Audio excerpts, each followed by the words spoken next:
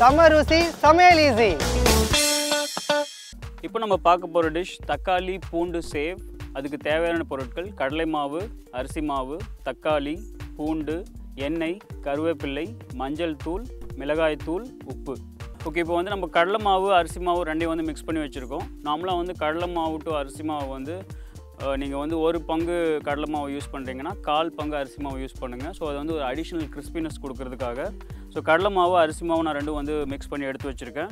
இது கூட வந்து நம்ம வாட்ரு தண்ணி ஆட் பண்ணி இந்த மாவை பிசைறதுக்கு பதிலாக தக்காளி பூண்டு ரெண்டையும் வந்து நல்லா வந்து நல்ல ஒரு ஃபைன் பியூரியாக அரைச்சிட்டு அதை வந்து அந்த விதை தோல்லாம் இல்லாமல் நல்ல ஒரு ஃபைன் ஸ்ட்ரெயினரில் வந்து நான் ஸ்ட்ரெயின் பண்ணி வச்சுருக்கேன். ஸோ தண்ணிக்கு பதிலாக வந்து இந்த மாவில் இந்த பேஸ்ட்டை போட்டு தான் நான் மாவு பிசைய போகிறேன். ஸோ நீங்கள் வந்துட்டு சேவ் பொரிச்சு எடுத்துகிட்டு அதில் வந்து நீங்கள் ஃப்ளேவர்ஸ் ஆட் பண்ணதுக்கு பதிலாக அந்த மாவுலேயே நீங்கள் வந்து இந்த ஃப்ளேவர்ஸ் ஆட் பண்ணி மிக்ஸ் பண்ணி டோ பண்ணும்போது இந்த ஃப்ளேவர் வந்து நல்லா வந்து டொமேட்டோவோட ஃப்ளேவர் வந்து ரொம்ப நல்லாயிருக்கும். ஸோ இப்போ இதில் வந்து நான் கொஞ்சமாக மஞ்சள் தூள், மிளகாய் தூள் ஆட் பண்ணிக்கிறேன். ஸோ உங்களுக்கு ஸ்பைசி அதிகமாக வேணும்னா நீங்கள் மிளகாய் தூள்னால் அதிகமாகவும் சேர்த்துக்கலாம். ஸோ இது பொரிச்சு எடுத்ததுக்கப்புறமும் இதுக்கு மேலே வந்து நீங்கள் வந்து மஞ்சள் தூள், மிளகாய் தூள் சேர்த்துக்கலாம். உப்பு,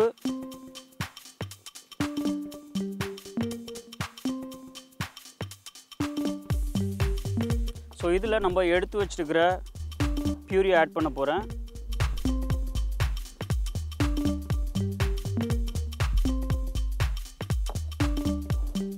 ஸோ இது வந்து ஜஸ்ட் ஒரு ஃப்ளேவர் அண்ட் அடிஷ்னல் டேஸ்ட்காக தான் வந்து நம்ம இந்த பியூரி ஆட் பண்ணுறோம். இதில் வந்து நம்ம லைட்டாக வாட்டரும் ஆட் பண்ணி டோ வந்து ரொம்ப டைட்டாக இல்லாமல் நம்ம வந்து அந்த முறுக்கு குழாயில் போட்டு பிழிகிறப்போ எவ்வளோ ஈஸியாக வரும், கீழே வெளியில் வருமோ அந்த அளவு கன்சிஸ்டன்சியில் வந்து இந்த மாவை நம்ம ரெடி பண்ண போகிறோம். ஸோ இப்போ நம்ம வந்து ரெடி பண்ண மிக்சர் ரெடி ஆயிடுச்சு. பார்த்திங்கன்னா வந்து ஒரு நல்ல ஒரு திக் கன்சிஸ்டன்சி இல்லாமல் லைட்டாக வந்து நம்ம வந்து ஒரு சப்பாத்தி டோவை விட கொஞ்சம் லூஸான ஒரு கன்சிஸ்டன்சியில் மாவு ரெடி பண்ணியிருக்கோம். ஸோ இப்போ இதை வந்து நம்ம வந்து அச்சில் போட்டு நான் வந்து ஆயில் சூடு பண்ணியிருக்கேன் சைடில், அதில் பிழிஞ்சிடலாம்.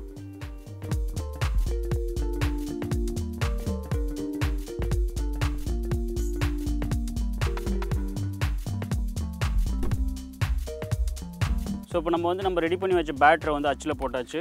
அச்சு க்ளோஸ் பண்ணிக்கலாம்.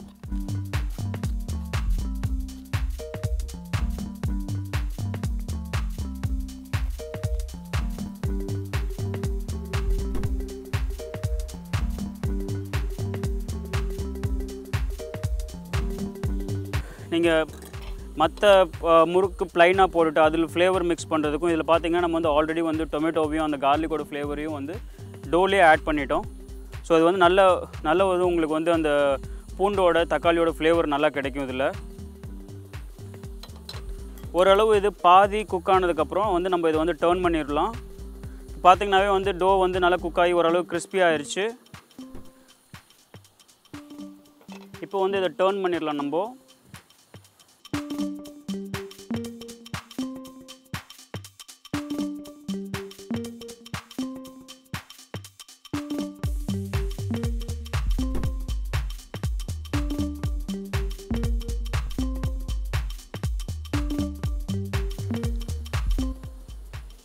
ஸோ மேல் சைடு பார்த்திங்கன்னா நம்ம அடியில் சைடில் பார்த்திங்கன்னா நல்ல கோல்டன் ப்ரௌன் கலர் வந்துருச்சு. ஸோ இதே கலர் வந்தோடனே நம்ம வந்து இதை வந்து கிளியராக எடுத்துடலாம்.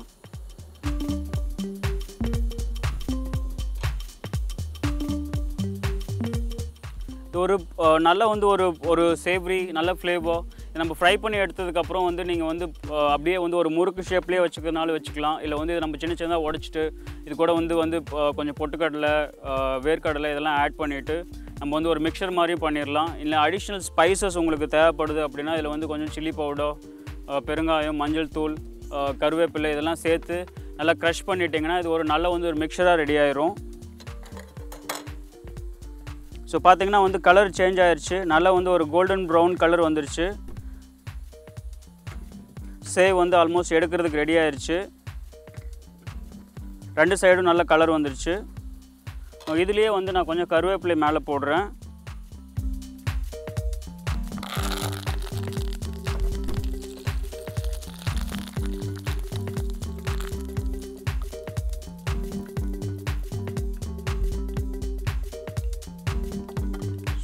எடுத்துடலாம் இதை.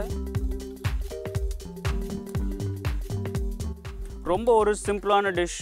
நீங்கள் வந்துட்டு ஒரு ஃப்ளேவர் ஆட் பண்ணி பண்ணும்போது உங்களோட குழந்தைங்களுக்குலாம் வந்து அந்த டொமேட்டோ ஃப்ளேவர், அந்த சிப்ஸ் ஃப்ளேவரில் வர டொமேட்டோ மாதிரி ஒரு நல்ல ஃப்ளேவர்ஃபுல்லாக இருக்கும். இப்போ நம்ம டொமேட்டோ கார்லிக் சேவ் பார்த்தோம். இதே மாதிரி ஒரு இன்ட்ரெஸ்டிங்கான டிஷ்ஷோட மீண்டும் சந்திப்போம்.